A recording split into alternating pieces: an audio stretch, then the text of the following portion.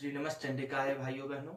अभी हाल फिलहाल में ही आपने फेसबुक, यूट्यूब, इंस्टा आदि पर वृंदावन के सुप्रसिद्ध रसिक संत श्री प्रेमानंद जी महाराज की एक वायरल क्लिप देखी होगी, जिसमें उनको महिला विरोधी साबित करते हुए लगातार उस वीडियो को प्रसारित किया जा रहा है, जिस पर विभिन्न पृष्ठभूमियों के लोग अपनी अपनी मानसिक और बौद्धिक समझ के अनुसार भांति भांति प्रकार के भद्र अभद्र शोभनीय अशोभनीय इस बात के विचार किए हुए बिना कैसी भी टिप्पणियां करने में लगे हुए हैं। कई लोग उनको इस संबंध में गालियां भी दे रहे हैं। इससे कुछ समय पहले लगभग इसी अंदाज में वृंदावन के ही प्रसिद्ध कथावाचक आचार्य अनिरुद्ध के संवाद की भी एक छोटी सी क्लिप निकाल करके उसको वायरल किया गया और उसके हिसाब से उनको भी महिला विरोधी साबित करने का प्रयास किया गया। और इसी प्रसंग पर एक बॉलीवुड से संबंधित अभिनेत्री हैं, उनकी बहन की एक प्रतिक्रिया के फलस्वरूप मीडिया ने इसको तूल दे दिया है ना, जिससे main stream media, social media सारे के सारे ऐसी डिबेटों से भरा पड़ा है बिना कोई विचार किए हुए है। अब आखिर ये मामला क्या है कि ये विवाद उठा क्यों है? तो हम सभी जानते हैं कि प्रेमानंद जी महाराज नित्य रूप से एक संवाद सभा में उपस्थित होते हैं, जहां पर वो अपने शिष्यों, अपने मानने वाले लोगों की शंकाओं, आशंकाओं या दुविधाओं का शास्त्रोक्त जो विचार हैं उनके अनुसार आध्यात्मिक और उच्च आचरण युक्त उनको सलाह देने का काम करते हैं। अब मामला ये है कि ऐसी ही एक सभा में कुछ दिनों पहले जब श्री प्रेमानंद जी उपस्थित थे, वहां पर एक व्यक्ति ने, जो कि संभवतः स्वयं महिला थी, उन्होंने श्री प्रेमानंद जी से एक प्रश्न किया है, जो कि वर्तमान समय में नवयुवक और नवयुवतियों अर्थात युवा वर्ग, जो कि अभी हाल फिलहाल में ही दाम्पत्य जीवन में प्रवेश कर रहे हैं, यहाँ पर वैवाहिक नैतिकता, जिसको मैरिज एथिक्स भी बोलते हैं, और वैवाहिक प्रतिबद्धताओं या दायित्वों का निर्वाह करने में कमी या उसकी उपेक्षा करने के संबंध में एक प्रश्न किया गया। और ये पूछा गया कि वर्तमान में जो वैवाहिक युगल है, वैवाहिक जोड़ा है, उनमें परस्पर अविश्वास बढ़ता जा रहा है ना, और जो कि कलह और उसके बाद विवाह विच्छेद का कारण बन रहा है। तो इसका कारण है क्या? अब जब इसी प्रश्न का उत्तर श्री प्रेमानंद जी ने दिया, तो उस पूरे उत्तर को न प्रस्तुत करके उसके एक अंश को, छोटे से भाग या छोटी सी क्लिप को निकाल करके उसे सोशल मीडिया पर प्रसारित किया गया और उन्हें ट्रोल करने का प्रयास किया गया। और लगभग सेम चीज ऐसे ही स्थिति में आचार्य अनिरुद्ध, जो कि प्रसिद्ध कथावाचक हैं, उनकी एक क्लिप को निकाल करके लगातार वायरल किया गया। और ये तो लगातार साजिश रही है कि हमारी संस्कृति के ऊपर कहीं से भी एक जो आधुनिक विमर्श है, महिला विमर्श, दलित विमर्श, इसके आधार पर कोई ना कोई समस्या उत्पन्न करने का प्रयास किया जाता ही रहा है। तो हम आज अपने इस वीडियो में अच्छी तरीके से विश्लेषण करेंगे। ना तो हम एक्सट्रीम उनके विरोध में जाएंगे, ना उनको सपोर्ट करेंगे, क्योंकि हम उनके वकील हैं नहीं। अगर उन्होंने कोई गलत बात की होगी तो जरूर हम उसको कंडेम करेंगे, और अगर नहीं की है तो हम बेवजह क्यों इसको परेशान करें, है ना। तो एक बिल्कुल सेंट्रल आइडिया, केंद्रीय विचार के हिसाब से इसको हम देखते चलेंगे कि आखिर मामला है क्या, और जो उन्होंने बोला है क्या वो गलत है, क्या वो गलत नहीं है, जो उन्होंने बोला है क्या वो समस्याएं हैं या नहीं है, या सिर्फ ऐसे ही महिलाओं को, जैसे कि लेफ्टिस्ट लोग या लिबरल्स लोग ये मानते हैं कि, और जो कि कुछ मामले में ठीक है भी, कि भारत में स्त्रियों की स्थिति लगातार ऐतिहासिक रूप से कमजोर रही है। हालांकि इसमें प्राचीन ऐतिहासिक रूप से वो संदेहास्पद बात है, लेकिन निश्चित रूप से मध्यकाल के उपरांत, मतलब 1000 ईस्वी के बाद से तो लगातार महिलाओं की स्थिति खराब रही ही रही है।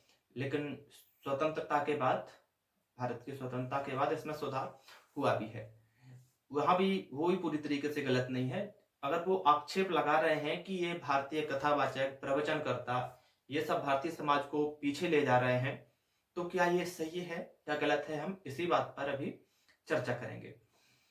जब ये ऐसे क्लिप्स लगातार वायरल किए गए तो प्रश्न ये उठता है कि श्री प्रेमानंद जी और अनिरुद्धाचार्य ने ऐसा क्या बोल दिया कि पाश्चात्य मानसिकता वाले तथाकथित लिबरल्स लोग हैं और ऐसे ही विचारधारा के समर्थक अन्य लोगों ने सोशल मीडिया या मीडिया पर हाय तौबा मचा दी कि ये कथावाचक और प्रवचन करता है, ये हमारे समाज को पीछे की तरफ ले जा रहे हैं और महिलाओं के साथ होने वाले अन्याय को बढ़ावा दे रहे हैं। क्या सच में ऐसा ही है? अगर हम जो प्रश्न किया गया था उसके उत्तर के बारे में प्रेमानंद जी के शब्दों को सुने तो वहां पर उन्होंने बताया है कि विवाह विच्छेद अर्थात इनके बीच जो कपल के बीच या वैवाहिक जोड़े के बीच जो समस्या उत्पन्न हो रही है उसका मूल कारण है उनके आचरण की पवित्रता ना होना,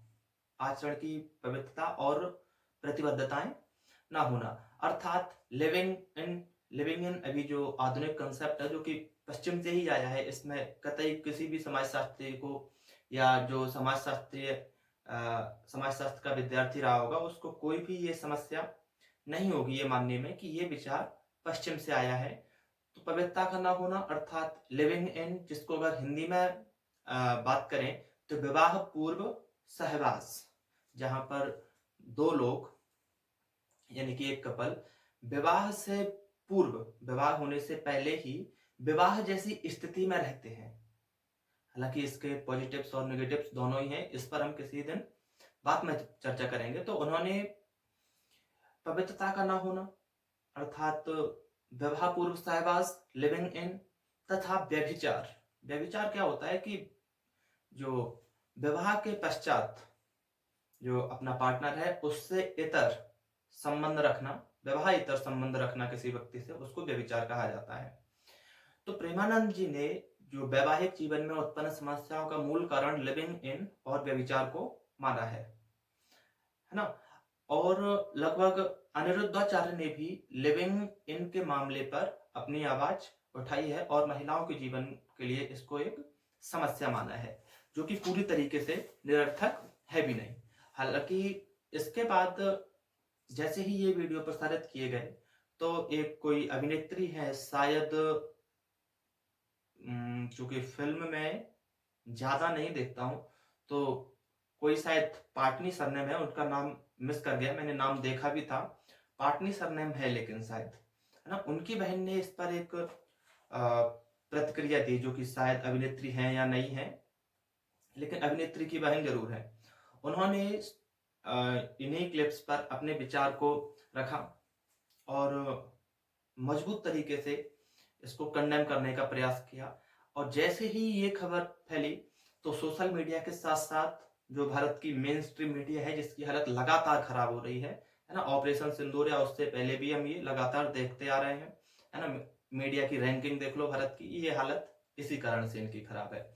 तो सोशल मीडिया के साथ साथ मेन स्ट्रीम मीडिया ने भी प्रेमानंद महाराज और अनिरुद्धाचार्य को महिला विरोधी साबित करने में कोई कसर नहीं छोड़ी है। वो लगातार अपने अपने प्रोपेगेंडा को फैला रहे हैं, क्योंकि इन वीडियोज को अगर हम गौर से सुने, जो क्लिप्स प्रसारित की जा रही हैं सोशल मीडिया और इंटरनेट पर, अगर ध्यान से सुने तो दोनों लोग, प्रेमानंद जी और अनिरुद्धाचार्य भी, दोनों ही लगभग समान समस्या पर बात कर रहे हैं। कंटेक्स्ट अलग अलग हो सकते हैं लेकिन उनकी समस्याएं एक ही हैं। प्रेमानंद जी भी लिविंग इन और अडल्टरी या व्यभिचार के ऊपर बात कर रहे हैं, ऐसी ही सेम बात लगभग लिविंग इन के ऊपर अनिरुद्धाचार्य भी कर रहे हैं। तो हम प्रेमानंद जी की जो क्लिप है, जो उन्होंने उत्तर दिया, जो कि वायरल भी है, उसमें उन्होंने क्या कहा, मैंने सब कुछ यहाँ पर लिख करके रखा है, जो कि इंटरनेट पर प्रसारित किया जा रहा है या जो उन्होंने बोला है सही क्या है, सब कुछ ये लिख करके रखा है, बिल्कुल, है ना। तो कोई भी मिसकंसेप्ट की यहाँ पर गुंजाइश है नहीं, बिल्कुल जो भी होगा आपको बिल्कुल सटीक जानकारी पता चलेगी। तो उन्होंने जो प्रश्न किया गया था उसका उत्तर प्रेमानंद जी ने कुछ इस प्रकार दिया कि आजकल लिविंग इन जैसा कुछ चल रहा है, आखिर ये क्या होता है लिविंग इन? यह सब अपवित्रता का खजाना है। ये बिल्कुल वही शब्द हैं जो कि श्री महाराज श्री द्वारा बोले गए हैं। आजकल लिविंग इन जैसा कुछ चल रहा है। क्या होता है यह सब अपवित्रता का खजाना है। जिस प्रकार बाजार में 4 होटलों का खाना खाने वाले व्यक्ति को घर का भोजन संतुष्ट या तृप्त नहीं कर पाता है, उसी प्रकार 4 पुरुषों के साथ संबंधरत स्त्री और 4 स्त्रियों के साथ संबंधरत पुरुष कभी भी अपने वैवाहिक प्रतिबद्धता में सफल नहीं हो सकता, क्योंकि उनकी जो इंद्रियां हैं वो सब व्यभिचार की आदि हो चुकी होती हैं। ये वही शब्द है जो कि उन्होंने अपने उत्तर में प्रयुक्त किए।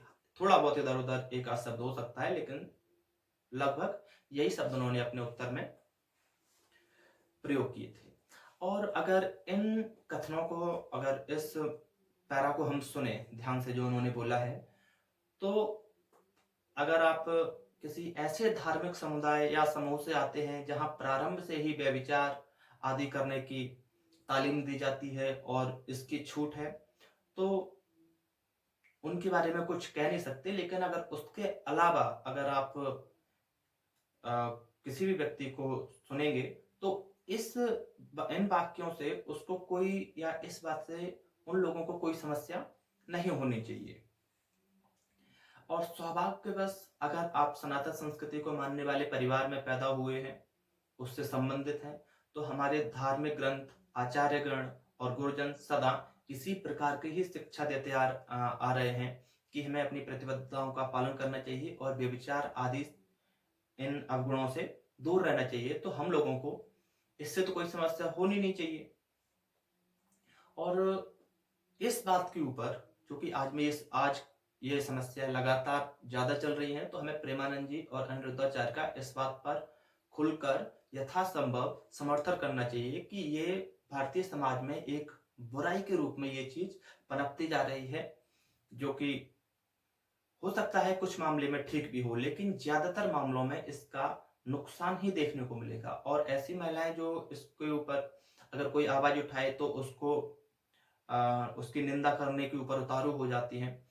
उनको शायद ये पता नहीं है कि आप थोड़ी सी उसमें भलाई हो सकती है, थोड़ी सी खुशी शामिल हो सकती है, उसके चक्कर में आप कितना बड़ा अपना स्वयं का नुकसान कर रहे हैं। और इससे आपको भविष्य में क्या क्या समस्याएं उत्पन्न हो सकती हैं आपके मार्ग में, इस बात पर विचार किए बिना ऐसे ही लगातार इसका विरोध किया जा रहा है।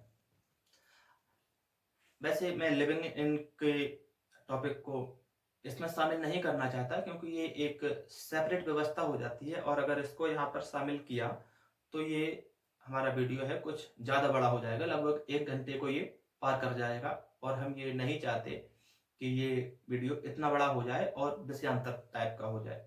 तो हम इस वीडियो में बोल रहा हूँ कि जो अपने ये व्यवस्था है, लिविंग इन की व्यवस्था है, वह क्या है, कहाँ से आई, इसके पॉजिटिव्स क्या हैं, नेगेटिव्स क्या हैं, इसको लेकर के एक सेपरेट 20-25 मिनट की वीडियो या आधे घंटे की वीडियो इसको हम उपस्थित कर लेंगे, है ना। और इसी चैनल पर उसको प्रोवाइड करा देंगे, जिससे कि सबको ये समझ में आ जाए कि लिविंग इन की व्यवस्था वो किसके लिए कितने फायदेमंद है।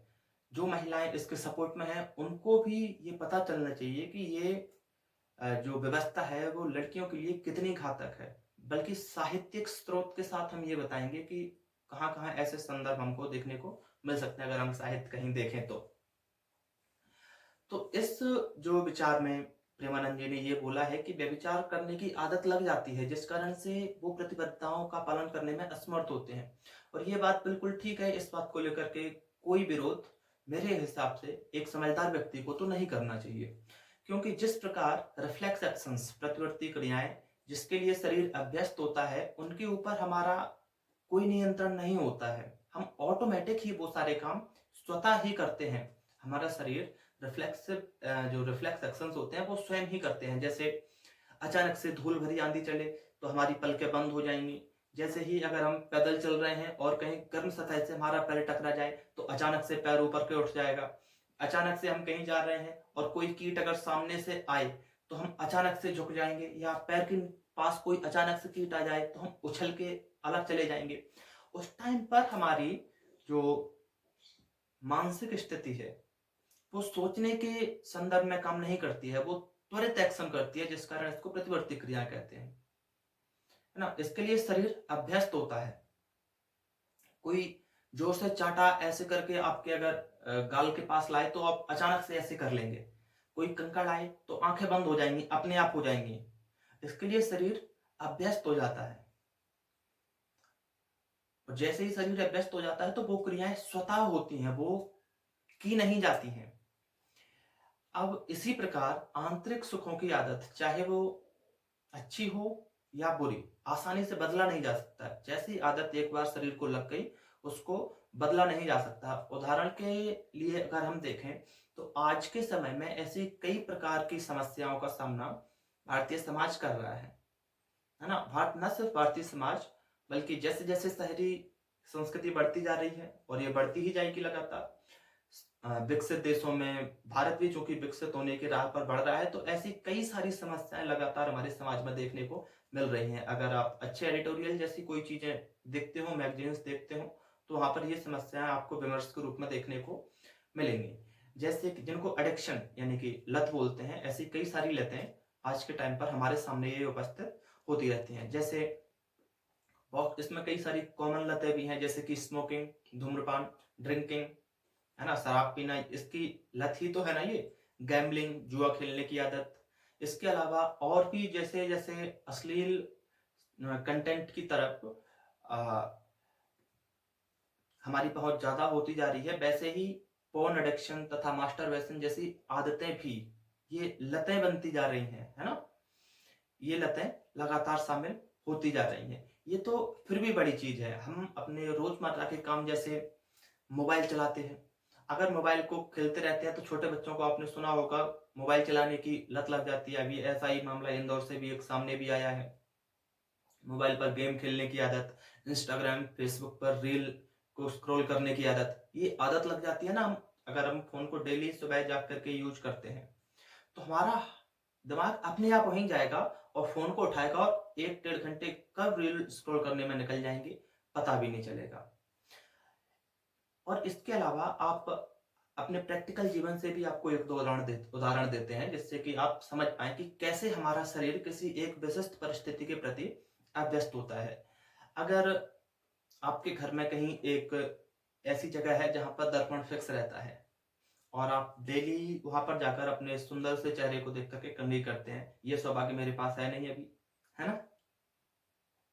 आप वहां पर जाकर के कंघी करते हैं, और अचानक से एक दिन वो दर्पण की जगह बदल करके दूसरी जगह कर दी जाए, तो और आपको पता है कि वो वहां से जगह बदल दी गई है, लेकिन फिर भी आप पाएंगे कि जब आपको कंघी करनी होगी तो आप कम से कम 3-4 बार वहीं पर जाएंगे जहां पर पहले वो दर्पण लगा हुआ था।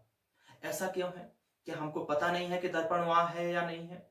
हमारे देखरेख में ही वो सब हुआ है, लेकिन फिर भी चूंकि हमारा शरीर उस क्रिया के प्रति अभ्यस्त हो चुका है, तो हम वहां पर जाएंगे ही जाएंगे। हमारी मानसिक स्थिति ऐसी है, वो आदत लग चुकी है वहां पर जाने की, तो हमारा दिमाग अपने आप हमको वहीं पर लेकर के जाएगा कि यहाँ पर दर्पण होता है। वहां पर जाकर के देखेंगे यहाँ पर दर्पण नहीं है, फिर याद आएगा कि यहाँ से हटा करके किसी दूसरी जगह उसको कर दिया गया है।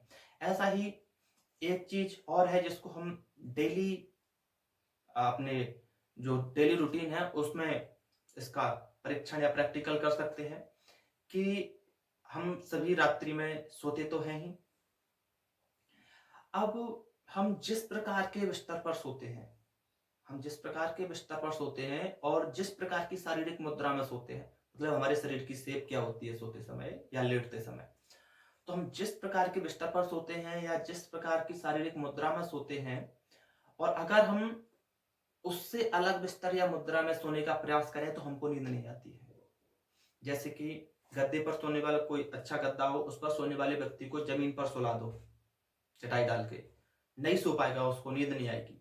अगर आपको दाहिने करवट पर सोने की आदत है, आप ट्राई कर लेना को, तो लेफ्ट करवट पर सोने की ट्राई करना एक दिन, आपको पता चलेगा कितनी दिक्कत होती है। कम से कम 2-3 घंटे आपको नींद नहीं आएगी, तब तक नींद नहीं आएगी जब तक कि आप अपने जो दाहिनी करवट पर सोते थे उस करवट पर आकर के नींद नहीं लेंगे।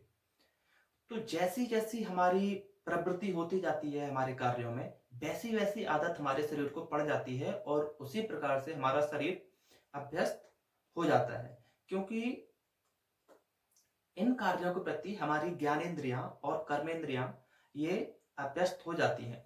और ये तो भाई प्राकृतिक नियम है कि कोई भी मनुष्य या वस्तु जो कि प्रकृति में उपस्थित है, जो जिस स्थिति में रहता है उसी स्थिति में ही बना रहने के लिए प्रयत्नशील होता है। कोई भी वस्तु या व्यक्ति या कोई भी चीज जो कि प्रकृति में उपस्थित है, वह अपनी उसी स्थिति को मेंटेन करने का प्रयास करता है, जब तक करता है जब तक कि उस पर किसी बाहरी शक्ति का प्रभाव आरोपित न किया जाए। ये प्राकृतिक नियम है, इसी को जड़त्व भी बोलते हैं, इनर्शिया, है ना। न्यूटन की गति का प्रथम नियम भी यही बोलता है। प्रकृति में सभी चीज अपनी यथा स्थिति को बनाए रखने का प्रयास करते हैं, इसी को यथा स्थितिवाद भी कहते हैं। ठीक है, वह तब तक अपनी उसी स्थिति में रहेगा जब तक कि उस पर किसी बाह्य शक्ति का प्रभाव आरोपित न किया जाए। तो इन सारे विश्लेषणों से ये स्पष्ट हो जाना चाहिए कि प्रेमानंद जी ने जो कुछ भी कहा था वो बिल्कुल सत्य था। अगर आप उस प्रकार के आचरण में प्रवृत्त हैं तो आपको उस तरीके का आचरण किए बिना तृप्ति नहीं मिल सकती। अगर ये स्पष्ट है कि प्रेमानंद जी ने तथाकथित जो आधुनिक मानसिकता वाले व्यक्ति हैं, जिनकी वृत्ति स्वान वृत्ति के समान है, जिनमें ध्यान रखना पुरुष और महिलाएं दोनों ही शामिल हैं, उनके बारे में अगर ये कथन कहा है कि अगर उनको व्यभिचार करने की आदत लगी हुई है तो वो प्रतिबद्ध नहीं रह सकते, इसमें कतई लेस मात्र भी संदेह नहीं होना चाहिए। क्योंकि हमारे शरीर को या हमारे ज्ञानेंद्रियों को उस प्रकार की आदत लग चुकी होती है। अगर अब हम आगे बात करें इस मामले में, तो अब हमारे समाज में आप कुछ लोग ऐसे भी दिखेंगे जो स्वयं को आधुनिक व्यक्ति मानेंगे और बोलेंगे कि हम मॉडर्न है, इनलाइटेंड पर्सन है, जागृत पुरुष है, जागृत व्यक्ति है, जो कि एडल्टरी यानी कि व्यभिचार को सपोर्ट करते नजर आते हैं, लिटरली सपोर्ट करते हैं वो उसको, और कहते हैं कि ये चॉइस का मामला है कि कोई व्यक्ति किसके साथ रहना चाहता है, किसके साथ नहीं रहना चाहता है, ये उसकी चॉइस का मामला है। हालांकि ये बिल्कुल ठीक भी है, क्योंकि इंडिविजुअल जो व्यक्तिवाद है, इंडिविजुअल जो इम्पोर्टेंस है आज के टाइम पर बड़ी है, व्यक्तिवादिता बड़ी है, तो ये बात बिल्कुल ठीक है। लेकिन ये विवाह से पूर्व तक ठीक है। अगर आपने किसी व्यक्ति को स्वेच्छा से विवाह कर लिया उसके साथ, और उस विवाह होने के बाद भी, क्योंकि विवाह भारत में एक पवित्र बंधन है, विवाह व्यवस्था के ऊपर और भी अच्छा टॉपिक समाज शास्त्र के हिसाब से लिया जा सकता है, लेकिन भारत में विवाह व्यवस्था अत्यंत पवित्र रिश्ता है। अगर विवाह के उपरांत कोई व्यक्ति, चूंकि चॉइस का मामला है इनके अनुसार, किसी दूसरे व्यक्ति के साथ संबंधरत रहता है, तो पहले व्यक्ति के साथ वो छल होगा कि नहीं होगा? जब छल होगा, उसके ऊपर उसका अधिकार थोड़ा कम होगा, तो जाहिर सी बात है कन्फ्लिक्ट होगा दोनों के बीच में। कन्फ्लिक्ट होगा तो क्लेश होगा, और ये फाइनली डाइवोर्स की तरफ, ये तलाक या विवाह विच्छेद की तरफ ये वाला मामला बढ़ता जाएगा। बिल्कुल यही बात कि व्यभिचार को सपोर्ट करने वाली बात और ये व्यक्ति की चॉइस का मामला है, चाहे वो लिविंग इन में रहे या अडल्टरी करे, उससे क्या, है ना। तो ऐसी ही सेम बात जो एक्ट्रेस की बहन ने की थी कि आखिर गलत क्या है लिविंग इन में, विवाह पूर्व सहवास में आखिर गलत है क्या? ऐसे ही बहुत सारे लोग भी बोल रहे हैं।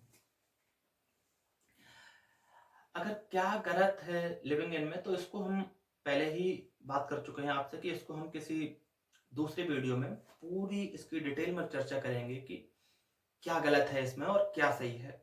लेकिन यहाँ पर ये प्रश्न उठता है कि अगर एडल्टरी इतना ही सही है, जो कि कुछ लोग उसको चॉइस का मामला बताते हैं, ये वो फलाना ढिमकाना, इतना ही सही है, तो भारत में जो सिविल लॉज हैं या पर्सनल लॉज हैं, उनमें विवाह, उत्तराधिकार, ऐसे कुछ व्यवस्थाएं उसमें दी जाती हैं। तो यहाँ पर Hindu marriage act 1955, special marriage act 1954, मुस्लिम पर्सनल लॉ यानी कि शरीयत 1937, Christian divorce act 1869, Parsi marriage and divorce act 1936।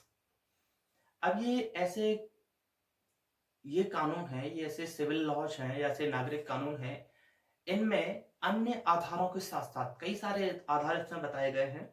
उन आधारों के साथ साथ एडल्ट्री यानी कि व्यभिचार भी एक ऐसा महत्वपूर्ण आधार है जिसके आधार पर तलाक लिया जा सकता है। मतलब सेपरेट लोग हो सकते हैं, ठीक भी है, होना भी चाहिए। अगर व्यभिचार के बाद भी अगर विवाह बाध्य रूप से रहेगा तो कैसे व्यवस्था चल पाएगी? या तो एक व्यक्ति दूसरे का मर्डर कर देगा या दूसरा पहले का मर्डर कर देगा, ऐसे नहीं चल पाएगा। ये ठीक है, व्यभिचार होगा तो तलाक लिया जा सकता है। अब जाहिर सी बात है, सिंपल सी बात है, जैसे कि प्रेमानंद जी ने भी पहले भी बताया था कि ये अपनी वीडियो में यही बताने का प्रयास कर रहे हैं कि जैसे जैसे ये व्यभिचार बढ़ेगा तलाक के मामले बढ़ेंगे, सिंपल सी बात है। अब चूंकि व्यभिचार या एडल्ट्री कई सारे वैलिड ग्राउंड्स में से एक ऐसा ग्राउंड है जो कि तलाक के लिए या डाइवोर्स के लिए वैलिड है, तो एडल्टरी बढ़ेगी तो डाइवोर्स के कोर्ट में केसेस ज्यादा फाइल होंगे, ज्यादा केस फाइल होंगे तो जाहिर सी बात है विवाह विच्छेद बढ़ेंगे और उनकी संख्या लगातार बढ़ती जाएगी। यही बात प्रेमानंद जी महाराज अपने वक्तव्य के माध्यम से स्पष्ट करना चाहते थे। लेकिन इस साधारण से बात को महिला विरोधी, जो कि एक फैक्ट है, इसको भी उन्होंने महिला विरोधी स्थापित करके उसको वीडियो के माध्यम से ट्रोल करने का प्रयास किया। तो अगर अब तक ये स्पष्ट है कि ये सब गलत है ना, ये नहीं करना चाहिए, और कोई भी समझदार व्यक्ति इन जो उन्होंने प्रेमानंद जी ने जो बात की है उसका खंडन नहीं कर सकता। कोई भी समझदार व्यक्ति नहीं करेगा। अगर वो कर रहा है तो कहीं ना कहीं तो फॉल्ट है, उस फॉल्ट लाइन है, उसके दिमाग में एक फॉल्ट लाइन बनी हुई है।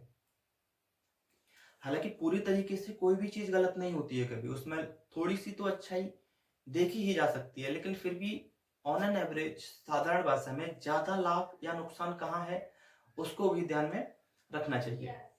अगर ये मामला है तो इनसे बचें कैसे? अगर इस आदतों में पड़े हैं और इनसे बाहर निकलना चाहते हैं तो इनसे बचे बचे कैसे? इसके लिए अंग्रेजी में एक प्रसिद्ध कथन है, prevention is better than cure. जो बचाव है वो उपचार से बेहतर है। Prevention is better than cure, बचाव उपचार से बेहतर है। अर्थात इसका मतलब ये हो गया कि बीमार होने से पहले ही अगर हम बीमार ना हो उस प्रकार के बचाव कर लें तो वो बीमार होने के उपरांत होने वाले इलाज से बेहतर है। तो अपने क्षणिक सुखों के लिए या कुछ जरा सा कूल बनने के लिए हम इस प्रकार की आदतों में पड़ जाएं, इस प्रकार के कार्यों की तरफ अपनी प्रवृत्ति लगा लें या इस तरफ आगे बढ़ जाएं, तो इससे अच्छा है कि हम उससे पहले ही ऐसी स्थितियों में जाने से बचें। अगर एक बार ऐसी स्थितियों में चले गए तो विश्वास रखिए कि वहां से बाहर निकलना लगभग असंभव हो जाता है। और जो व्यक्ति इसमें फंसे हैं और बाहर आना चाहते हैं कि कैसे बाहर आए, तो उनके लिए मेरा एक सुझाव है कि डिटरमाइंड होकर, डिटर्मिनेशन से, दृढ़ निश्चय करके एकदम एक झटके में इनको छोड़ दें। एक झटके में छोड़ दें, चाहे वो कोई भी लत हो, आपकी स्मोकिंग की लत हो, ड्रिंकिंग की लत हो, या गैम्बलिंग की लत हो, या XYZ कोई भी लत हो, उसको एक झटके में छोड़ दें। अगर आप ये सोचेंगे कि धीमे धीमे धीमे करके हम इसको छोड़ पाएंगे, तो ऐसा कोई व्यक्ति नहीं हुआ है आज तक जो कि अपनी इस लत को धीरे धीरे करके छोड़ पाए। क्योंकि जैसे ही आपने कोई लत है, आपको उसको छोड़ने का प्रयास किया, फिर बोला कि धीमे धीमे छोड़ेंगे, तो आपने जैसे एक बार शराब पी, फिर मन होगा कि दोबारा पिए, फिर मन होगा 3 बार पिए, तो ऐसे ये लत कभी नहीं छूट पाएगी। तो डिटरमाइंड होकर अपने मजबूत डिटर्मिनेशन से, दृढ़ निश्चय से एक झटके में छोड़ें, और धीमे धीमे ये कभी नहीं छोड़ सकता। हालांकि ये बात भी बिल्कुल सही है, इसको एक झटके में छोड़ने के बाद आपको बहुत सारी समस्याएं होंगी, आपका मन वहीं पड़ जाएगा, लेकिन अगर आप 8 से 10 दिन तक कंट्रोल कर गए, तो आप पाएँगे कि इन दिनों के बाद आपकी स्वतः इन विषयों के प्रति स्वाभाविक रूप से इच्छा नहीं हो रही है, और कुछ समय के बाद आप पाएँगे कि आप एक बेहतर और मंगलमय जीवन जीने की राह पर अग्रसर हैं। तो ये सारा का सारा मामला था, जो कि अनिरुद्धाचार्य और श्री प्रेमानंद जी के वीडियो के बारे में, जो वायरल वीडियो है उसके ऊपर ये बवाल मचा के रखा था फालतू में। तो उम्मीद करता हूँ कि आपको अपने काम की चीज़ें इस वीडियो के माध्यम से मिल गई होंगी, और क्या करना चाहिए, क्या नहीं करना चाहिए, इसका भी ज्ञान हुआ होगा।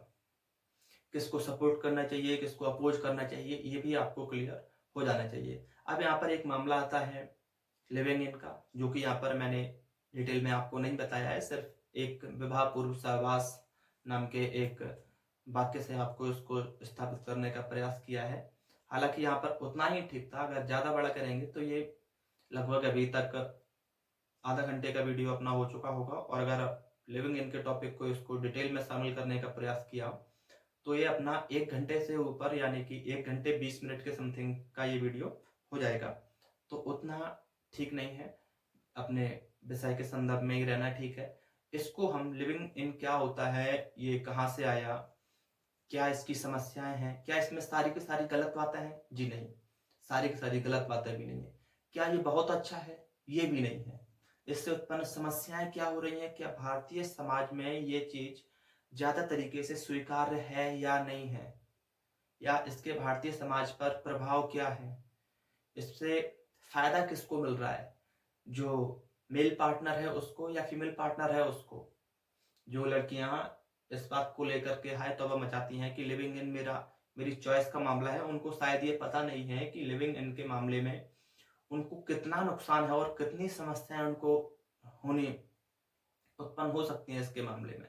खैर, इसको हम अपने अपने अगले वीडियो में बात करेंगे। तब तक के लिए धन्यवाद। और इस वीडियो को ज़्यादा से ज़्यादा शेयर कर सकते हैं आप। अगर आपको ठीक लगा हो तो, अच्छा लगा हो तो लाइक करना, नहीं लगा हो तो डिसलाइक करना, कोई दिक्कत नहीं है।